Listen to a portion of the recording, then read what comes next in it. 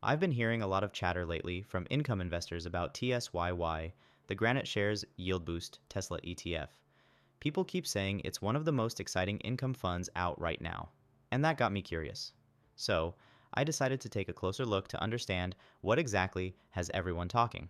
And honestly, what I found was surprising. The results behind this fund might completely change how you look at this income ETF tied to Tesla. TSYY is marketed as a high-income ETF. It sells put options on leveraged Tesla ETFs that target twice Tesla's daily performance. It sounds great on paper, a headline distribution rate of roughly 138% with monthly payouts. But high yields like that always deserve a second look. When I compared TSYY to TSLY from YieldMax, which to be honest, I've never viewed as one of the stronger performers in the Tesla income ETF category, the results really surprised me. TSLY actually outperformed TSYY on total returns. That made me pause and ask the obvious question, why are investors talking about this fund like it's something special? So I pulled the data and compared TSYY side by side with other Tesla-focused income ETFs, all starting from June 5th, 2025, when they were all actively trading. And when you look at the numbers objectively, TSYY came in last place. And then it clicked. It's the 138% yield. That's what's driving the hype. It's an eye-catching number, and investors can't help but chase it. But here's the reality. If the fund's price keeps trending down, those big payouts are just giving you back your own capital. It feels like income, but in truth, you're slowly liquidating your investment.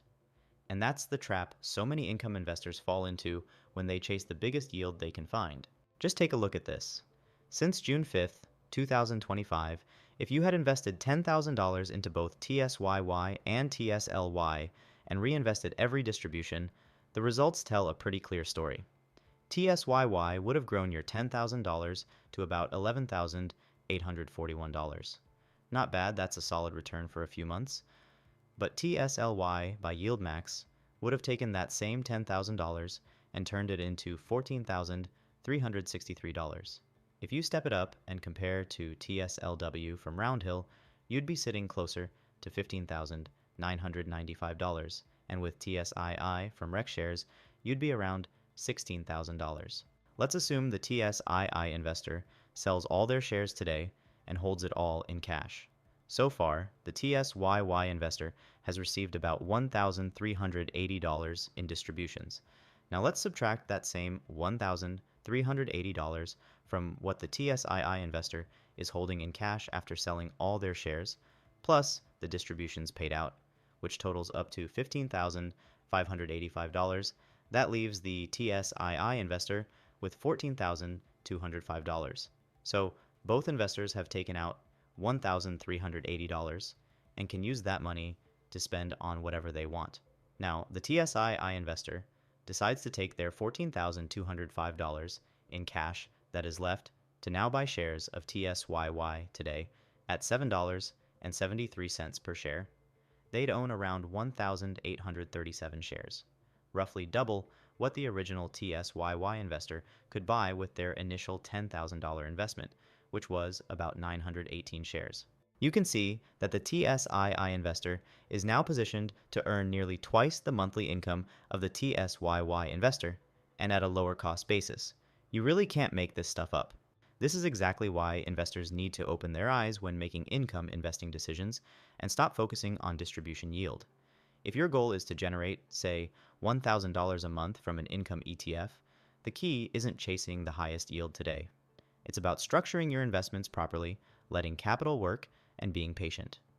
It might take longer to reach that target, but in the long run, it's far more effective than blindly chasing yield, only to find out years later that what would have taken you 10 years to retire comfortably takes you 20 years just because you didn't plan properly.